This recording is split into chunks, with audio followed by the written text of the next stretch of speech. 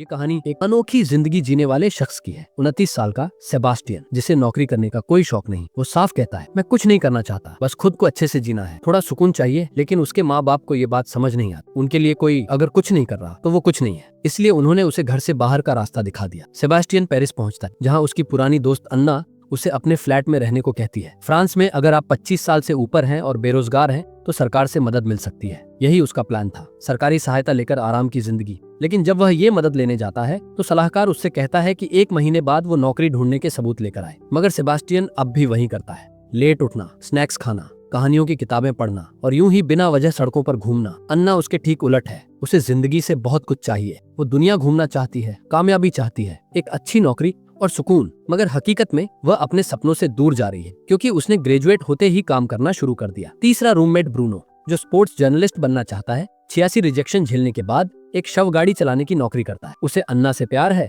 लेकिन जब वो देखता है कि सेबास्टियन अन्ना के करीब है और फिर भी कुछ नहीं करता तो शक करने लगता है। धीरे धीरे सेबास्टियन और ब्रूनो की दोस्ती हो जाती है। ब्रूनो उसे पैसे बचाने के तरीके बताता है और सेबास्टियन को अन्ना की एक दिलचस्प आदत पता चलती है। वो 2 डायरियां लिखती है, एक असली और एक झूठी, ताकि ब्रूनो जैसे लोग जो उसकी डायरियां चुपके से पढ़ते हैं धोखा खा जाए। अन्ना झूठी डायरी में लिखती है कि उसे पैर के बाल हटवाने वाले लड़के पसंद है, तो ब्रूनो ऐसा ही करता है। फिर वो लिखती है कि स्ट्रॉ से पीने वाले लड़के हॉट लगते हैं, तो अगली बार उसकी बियर में स्ट्रॉ नजर आता है। सेबास्टियन अब सरकारी मदद के लिए नौकरी ढूंढने का नाटक करता है। वो ब्रूनो की रिजेक्शन लेटर कॉपी करने की सोचता है, लेकिन फिर खुद ही कुछ रिजेक्शन लेटर बनाने के लिए अलग अलग जगहों से लेटर पोस्ट करवाता है। पुराना सलाहकार नौकरी छोड़ चुका होता है और नया आता है, रिचर्ड। वो सेबास्टियन से प्रभावित होता है, क्योंकि सेबास्टियन खुलकर कहता है कि उसे वक्त बर्बाद करना पसंद है, उसे सवाल करना अच्छा लगता है और उसे पसंद है बिना मंजिल के सफर करना। रिचर्ड बताता है कि उसका सपना एक क्रेप शॉप खोलने का था, मगर उसने उसे सीरियस नहीं लिया। तब सेबास्टियन कहता है, जो चीज पसंद हो वो करनी चाहिए, चाहे वो औपचारिक काम हो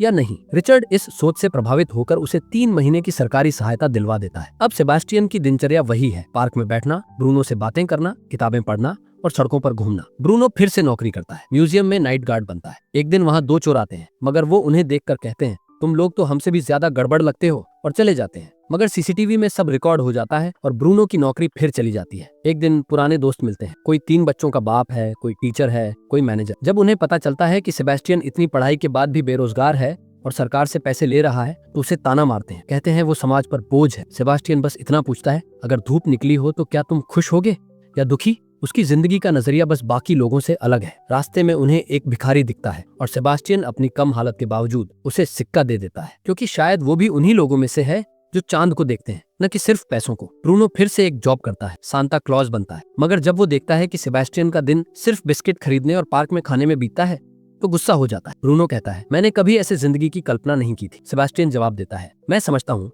तुम्हारी जिंदगी अलग है, मेरी अलग। वो सब मिलकर कभी कभी म्यूजिक बजाकर झूम लेते हैं, ताकि अन्ना और ब्रूनो को भी थोड़ा चैन महसूस हो। एक दिन पार्क में बैठा सेबास्टियन एक औरत की डांट सुनता है, हर रोज तुझे यहाँ बैठा देखती हूँ, कुछ करता क्यों नहीं? और भी लोग आते हैं और कहते हैं, कुछ भी कर ले, मगर यूं ना बैठा रहे, कम से कम भीख ही मांग ले। पुलिस आकर उसे 35 यूरो का जुर्माना भी ठोक देती है। थोड़ा झुककर सेबास्टियन एक इंटर्नशिप करता है, टीवी देखकर न्यूज क्लिप्स सेव करने की। ये काम आसान और मजेदार लगता है। 12वें दिन उसे एक ऐसी लड़की का इंटरव्यू दिखता है जो उसी की तरह सोचती है। उसे लगता है कि उसे प्यार हो गया। वो उस क्लिप को रोज देखता है, मगर ये भी नौकरी छूट जाती है। ब्रूनो अब थक गया है, नौकरी भी गई। अन्ना अब किसी और के साथ है। वो समझ गया है कि आराम की जिंदगी हर किसी के लिए नहीं होती। उसे फिर से वो सब चाहिए जो उसका सपना था, एक अच्छी नौकरी, प्यार और अपना घर। और इस बार वो किसी भी तरह की नौकरी नहीं, बल्कि अपने ख्वाब से जुड़ी नौकरी ढूंढेगा।